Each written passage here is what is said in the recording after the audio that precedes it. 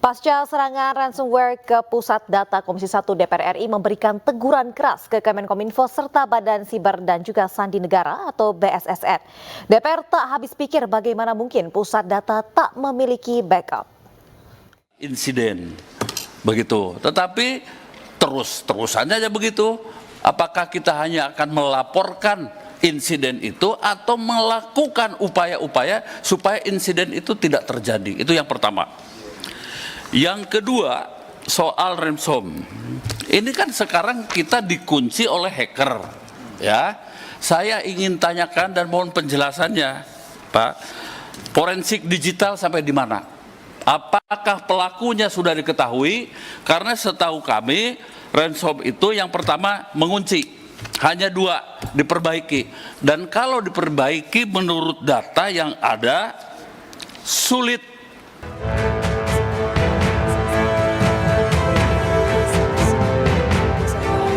Dalam rapat dengar pendapat DPR RI dan Kemenkominfo, Komisi 1 menyampaikan keheranannya mengapa insiden serangan siber di Pusat Data Nasional masih kerap terjadi. Menanggapi hal ini, Badan Siber dan Sandi Negara (BSSN) mengakui ada kesalahan backup data dan ini karena masalah tata kelola. Kita ada kekurangan di tata kelola.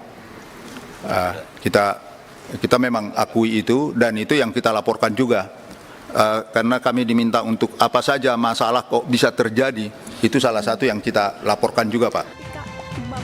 Mendengar alasan tidak adanya backup data karena kesalahan tata kelola, Ketua Komisi 1 DPR RI Mutia Hafid berang. Dengan tegas ia bilang ini bukan masalah tata kelola tapi masalah kebodohan. Maksudnya Pak, kalau nggak ada backup sih itu bukan tata kelola sih Pak. Siap? Kalau alasannya, ini kan kita nggak hitung Surabaya Batam backup kan, karena cuma 2% kan. Ya berarti itu bukan tata kelola. Itu kebodohan aja sih Pak. Iya. Punya data nasional dipadukan seluruh kementerian harusnya, untung katanya ada beberapa kementerian yang belum comply, belum gabung. Masih untung orang Indonesia. Itu malah yang selamat. Yang paling patuh imigrasi saya dengar. Itu yang paling nggak selamat. Intinya jangan lagi bilang tata kelola karena ini bukan masalah tata kelola Pak. Ini masalah kebodohan. Terus dicecar dengan berbagai pertanyaan tentang serangan ransomware ke Pusat Data Nasional. Pemerintah tidak ingin mencari-cari kesalahan siapapun dan mengevaluasinya, serta baru menyadari pentingnya concern bersama akan keamanan data ini. Jadi memang tidak ada maksud saling menyalahkan, tapi penjelasan kami adalah menyampaikan evaluasi sekaligus penjelasan bahwa Pak TB betul di sisi regulasi tadi saya sudah sampaikan, saya sudah akui kok ini regulasinya opsional untuk backup.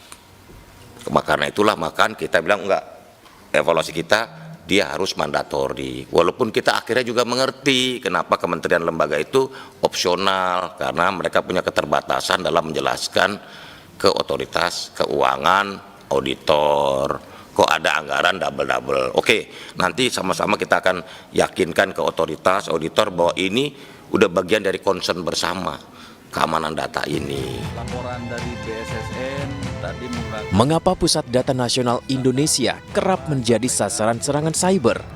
Dan apakah ke depan ada solusi untuk menjaga keamanan data nasional lebih baik? Tim Liputan iNews melaporkan.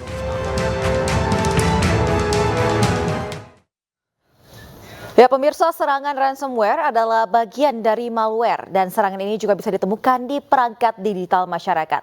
Lalu bagaimana agar data digital terhindar dari serangan malware? Ini adalah beberapa tahapan untuk menjaga data Anda dari serangan ransomware. Yang pertama adalah membuat cadangan data. Dan buat cadangan data dan juga lakukan pencadangan secara berkala untuk mengantisipasi kehilangan data. Selanjutnya, langkah selanjutnya adalah lakukan pembaruan. Dan lakukan pembaruan ini adalah sistem secara berkala untuk meningkatkan keamanan data Anda.